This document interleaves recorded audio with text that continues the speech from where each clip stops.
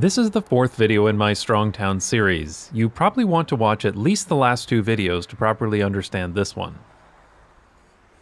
When some people see the growth Ponzi scheme graph for the first time, they may ask, "We've been building car-dependent sprawl since the 1950s. Why are the suburbs still here? Shouldn't they all have gone bankrupt by now?" And it's a completely reasonable question. Of course, there have been cities in the US that have gone bankrupt.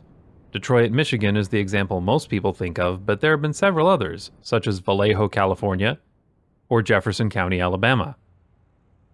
And Washington Park, Illinois, and Moffat, Oklahoma have declared bankruptcy twice. But before you jump on any of these particular examples, you should know that only 27 states even allow municipalities to declare bankruptcy, and of those, 15 have special conditions or limitations. So bankruptcies are not telling the whole story. Nevertheless, most car-dependent places are still here, so why is this? Before we get into the answer to that question, let's talk about how American cities used to be built.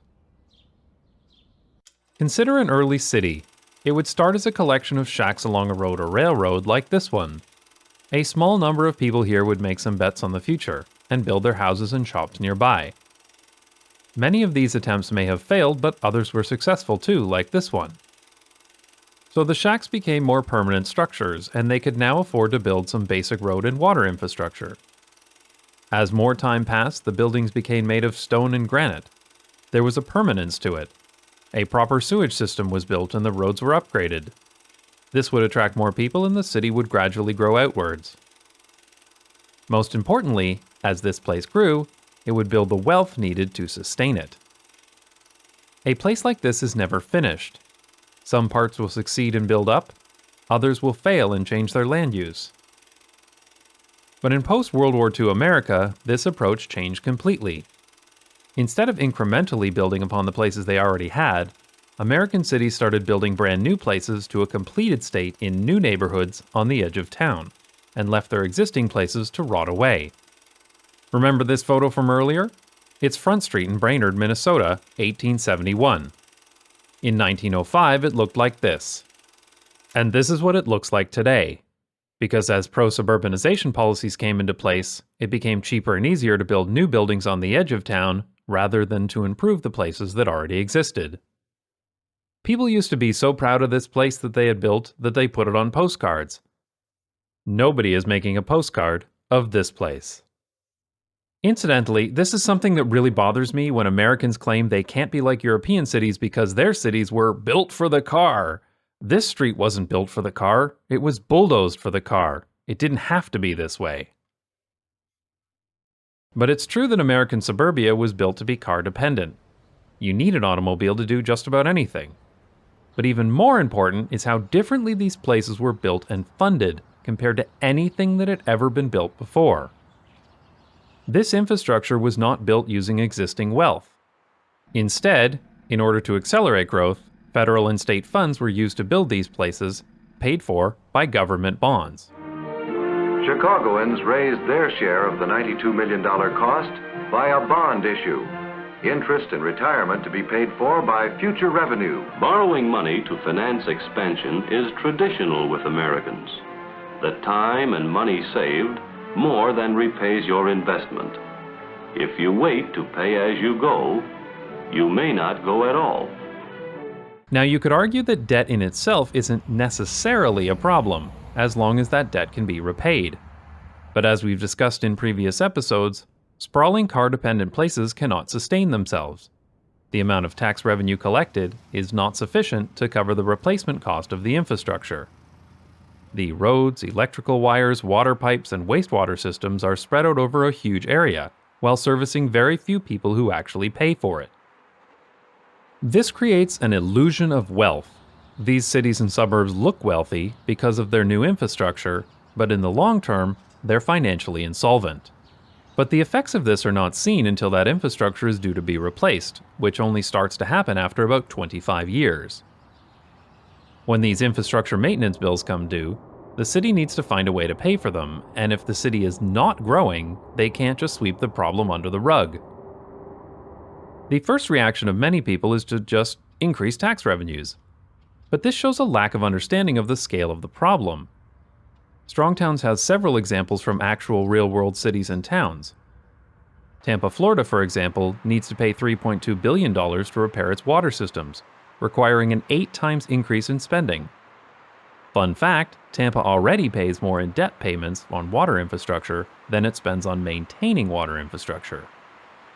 An extreme case is the small town of Bankrupt, Minnesota, which was at the end of life of its wastewater system. But because this town was made up of sprawling low-productivity car-centric infrastructure, the wastewater system was sprawling and wasteful as well.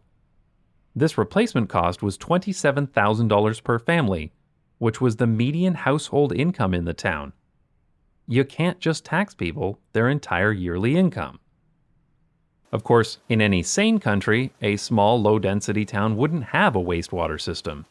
Each home would have its own septic tank, maintained by the household. But this is the problem with the American mentality around car-dependent sprawl. Everybody expects urban services with near-rural densities. Municipal water and sewer systems, buried electrical cables, traffic lights, garbage collection, fully paved multi-lane arterial roads to every neighborhood, but they're not willing to actually pay for it. The American dream never said nothing about maintaining your own septic tank. So an American town, placed in this situation, takes money from federal and state governments and rebuilds the wastewater system. Here's another small town in Minnesota that had the same problem, and their bailout package looked like this. This single wastewater project amounted to 37 times the amount raised annually from property taxes. You may think that talking about cities this way in terms of their finances is crude or excessively neoliberal. After all, cities are much more than their balance sheet, and not everything in a city needs to turn a profit. But ultimately, in order to provide a high quality of life in your town or city, you need to have the money to actually pay for services. There are regular articles in the US about cities closing libraries, turning off streetlights overnight, or deferring road maintenance so much that their roads become worse than Belgium's. You can't make your city great if you're financially insolvent.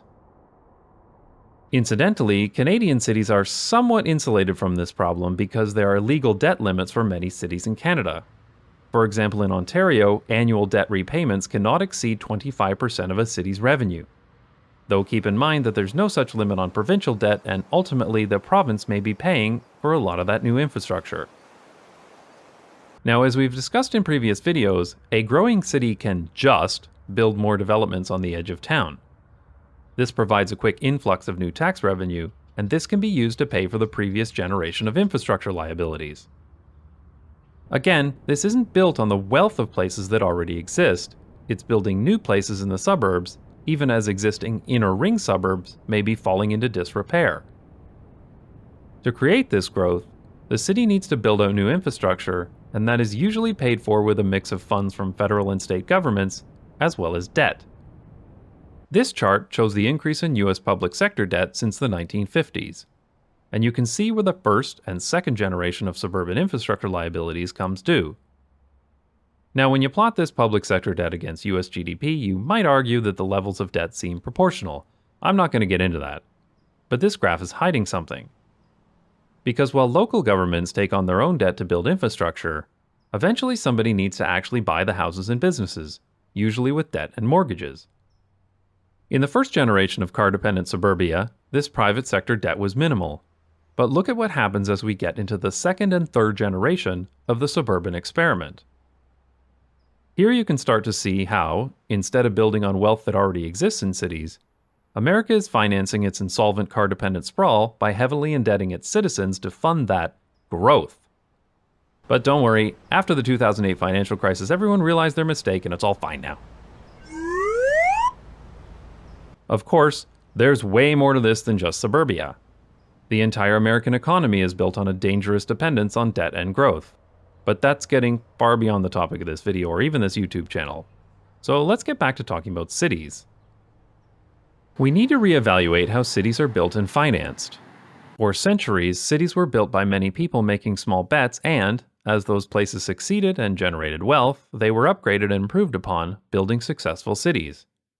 But that means taking advantage of the infrastructure that already exists. Instead of constantly building out new public infrastructure, we need to densify the places that have already been created, and build upon the wealth that's already there, to make cities that can sustain themselves.